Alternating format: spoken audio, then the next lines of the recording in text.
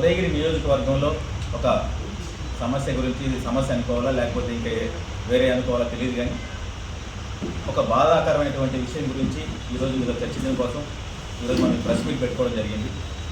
అయితే ఉదయగిరి నియోజకవర్గంలో ఈ తోటల చెరువుపల్లి అని చెప్పేసి ఒక గ్రామం ఉంది మన నియోజకవర్గంలో.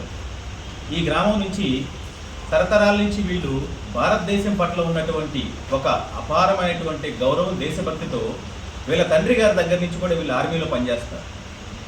ఈ ఆర్మీలో పనిచేసిన తర్వాత వాళ్ళ నాన్నగారి తర్వాత వాళ్ళ కొడుకుకి కూడా, వాళ్ళ అబ్బాయికి కూడా, పగడాల రవి అనేటువంటి ఈయనకి ఆర్మీలో జాబ్ రావడం జరిగింది. ఈ ఆర్మీలో జాబ్ వచ్చిన తర్వాత ఈయన చాలా కాలం పాటు ఆర్మీలో దాదాపు 10-15 సంవత్సరాల పైబడి జాబ్ చేస్తున్నాడు. అయితే పోయిన నెల ఈయనకి జమ్మూ కాశ్మీర్కి ట్రాన్స్ఫర్ వచ్చింది.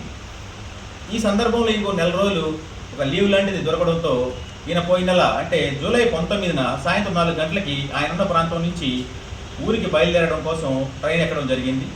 ఈ ట్రైన్ ఎక్కిన తర్వాత ఇక ఈయన 20వ తేదీ ఉదయం లేదా 19వ తేదీ సాయంత్రం చివరిగా వాళ్ళ ఇంట్లో వాళ్ళతో మాట్లాడాడు. 20వ తేదీ ఉదయం 6 గంటలకి ఈయన ఒక రైల్వే స్టేషన్లో దిగి ఎక్కినట్టు మాత్రమే వాళ్ళ దగ్గర ఎవిడెన్స్ ఉంది.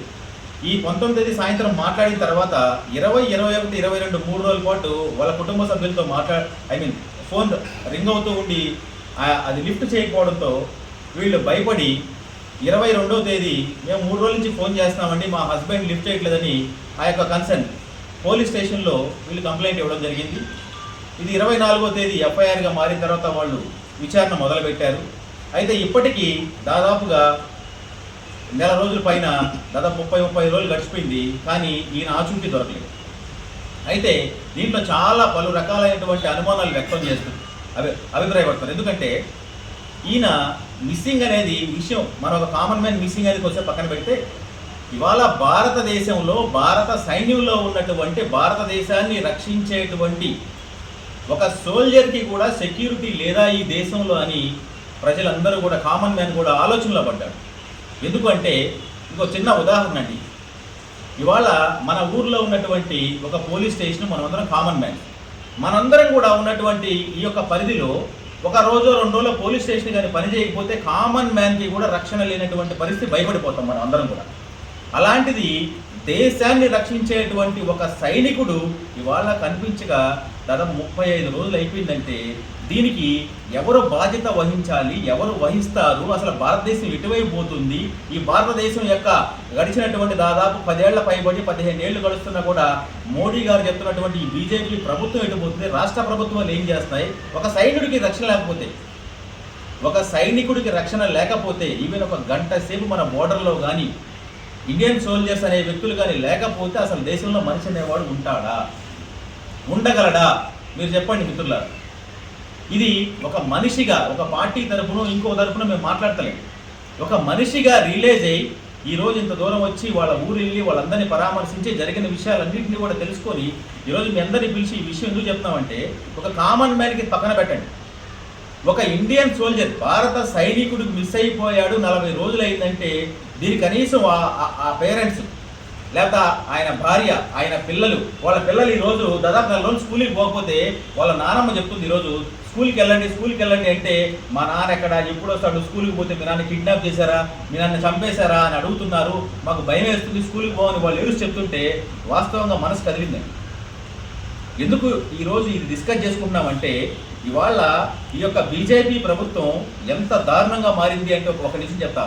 మొన్న న్యూస్ పేపర్ లీక్, దీంట్లో కష్టపడి మా రాహుల్ గాంధీ గారు ఏదో గొడవపడితే ఆ సెంట్రల్ మినిస్టర్ రాజీనామా చేశారు.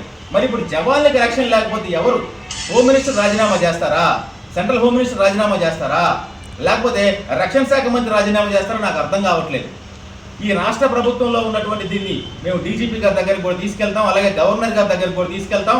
ఆ కుటుంబానికే కాదు, ఒక భారత సైనికుడు వాళ్ళ కుటుంబానికి చేరే వరకు, ఏం జరిగింది తెలిసే వరకు కూడా ఒక కామన్ మ్యాన్గా మనందరం కూడా దీని గురించి కానీ మనం ప్రయత్నం చేసి కనుక్కోకపోతే భారత పౌరుడిగా మనం పుట్టి వేస్ట్ అండి నా ఉద్దేశం. కాబట్టి మీడియా మిత్రులు మీరందరూ కూడా ఈ విషయాన్ని ప్రతి ఒక్క అంశంలో కూడా గట్టిగా మీరు కూడా ఆలోచించి మాకు సపోర్ట్ చేయడమే కాకుండా ఆ కుటుంబానికి వాళ్ళందరికీ కూడా మేలు జరిగేలాగా, అలాగే ఆయన ఎక్కడున్నాడో దొరికే వరకు మీరందరూ కూడా సపోర్ట్ చేయాలని కోరుకుంటూ, అలాగే మా కాంగ్రెస్ పార్టీ నుంచి రాబోయేటువంటి 2-3 రోజుల్లో కూడా రాష్ట్ర వ్యాప్తంగా మేమందరం కూడా దీని మీద గట్టిగా ప్రయత్నం చేసి కాంగ్రెస్ ప్రభుత్వం నుంచి కాంగ్రెస్ పార్టీ నుంచి మేమందరం దీని మీద గట్టిగా అవసరమైతే ధర్నా చేసే, ఉద్యమం చేసి, ఏమైనా సరే ప్రభుత్వాన్ని కదిలించి ఆ కుటుంబానికి న్యాయం జరగాలి. ఒక అంశం అయితే భారత సైనికుడు ఎక్కడున్నాడో తెలుసుకోవాల్సినటువంటి బేసిక్ ఒక భారత పౌరుడిగా మనందరికీ ఉందని భావించి, ఈ దేశ పౌరుడిగా కాంగ్రెస్ పార్టీ వ్యక్తిగా నేను దీన్ని ఎట్టి పరిస్థితుల్లో కూడా మేమందరం కూడా ఖండిస్తున్నాం. ఎట్టి పరిస్థితుల్లో ఆ యొక్క భారత సైనికుడు ఎక్కడున్నాడో ఆచూకీ మేమందరం కూడా తెలియాల్సిన అవసరం అని చెప్పి తెలియజేసుకుంటున్నాను.